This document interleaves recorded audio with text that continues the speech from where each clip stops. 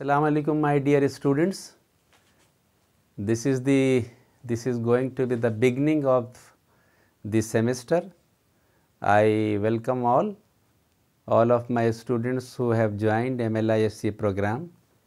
Welcome to this master's degree. This, as you know, that this degree has lots of scope.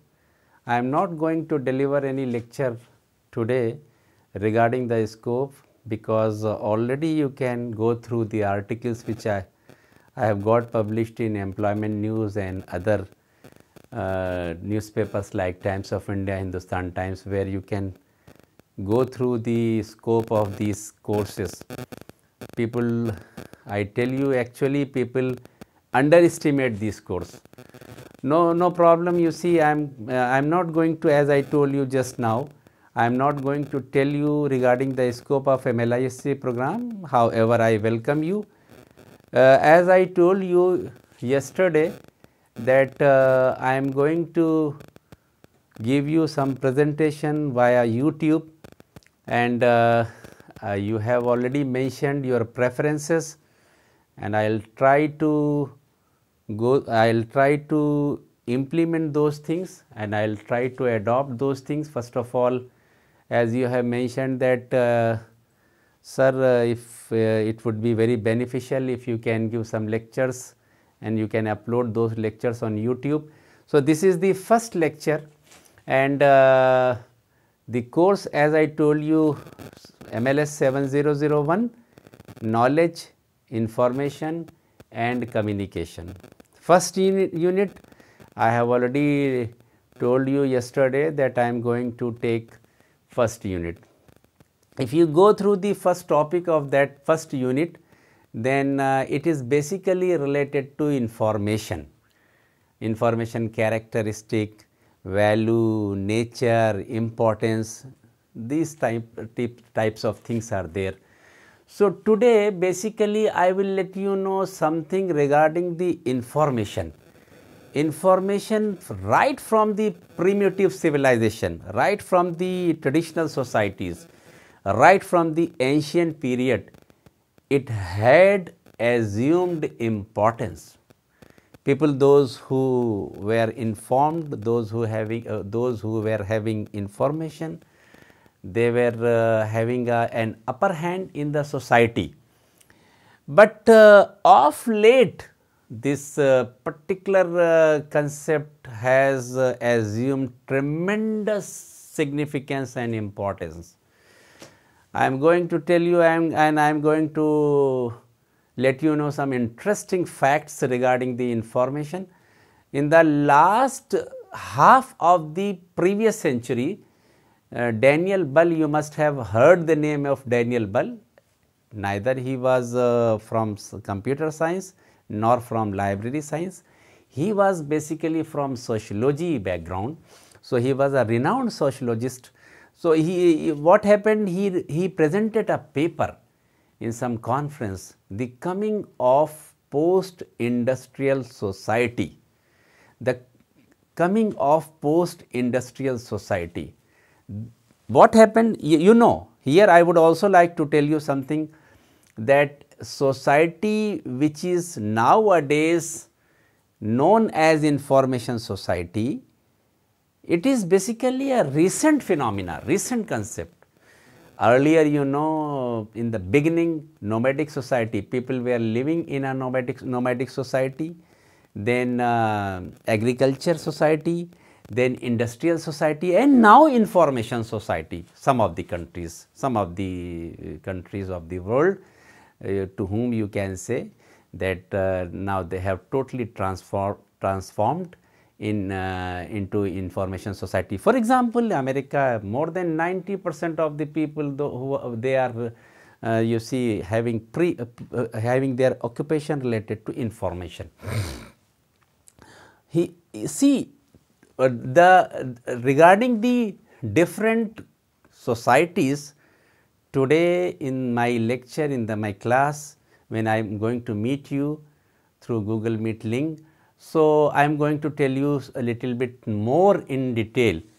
Here today I would like to tell you characteristic of information. You know, information is news, facts, reports on contemporary events or activity, judicial decisions, legislation. These things are information. This is different from data, and on the other hand, this is different from knowledge also. Some basic characteristics which should be there, you can say the basic characteristic of informations are easy to understand, accuracy, reliability, and yes, of course, the cost should be affordable. The cost should be affordable. So, reliability is there, then accuracy is there, then easy to understand, then affordable cost, and also meeting users' need. Meeting users' need.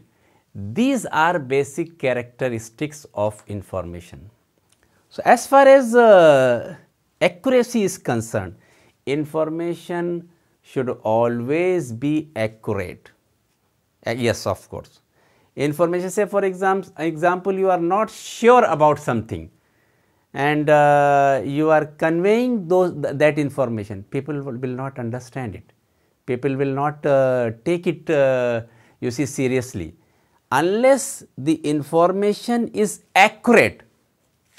Say for example, somebody asks you in which year Taj Mahal was built, or in which year the first battle of Panipat was fought. अगर आप ये कहना शुरू कर दें कि अरे पता नहीं 1526 है, 1526 और 1527 और 1520, ऐसे नहीं, it's not information. When you are specifying the exact year in which that battle was fought, then it is, you see, then it will be information. I ask you, Battle of Panipat, Plassey, in which year it was fought? You say, in case you are saying that in the last quarter of the 18th century or in the last half of the 18th century, this is not information. Precisely, you need to say that in 1757 Battle of Plassey was fought, because this is the first characteristic of information, that it should be accurate. The second characteristic, it should be reliable. It should be reliable. Yes, of course, in case it is not reliable, then it will not be called as information. The third characteristic, easy to understand, easy to grasp. You should note down these things, the characteristic, because when I am going to give you the notes, or you can say the written material, you can elaborate, or you can say for instance that those notes are not having these headings. You can put the relevant material under these headings. So, the information which is conveyed should be easy to understand. Then cost of information, it's very important again. It should be always affordable. The cost is, say for instance, somebody asks you that you please let me know that how to go to visit Taj Mahal. What should be the vehicle, and where is Agra located? How far is Agra located from Delhi? What are the modes of transportation? And for instance, the person to whom you have asked this query, then he said that okay, I will let you know, but you need to pay $20, or say for instance he say that 150 rupees will be charged for that. It means that you see, in our setup, in developing nations, nobody is going to pay 150 rupees. Forget about 150 rupees. Nobody will get ready to even pay 10 rupees for seeking this information, for gathering this information. So it should be in, yes, of course, in developed nations, in case you are seeking some information, they say that information can be provided only after payment. In some cases, you see, they first of all you need to pay, then they will provide the information. Yes, of course, the last point, the last character, it should meet the user need. In case information is failed to meet the user need, it is not information.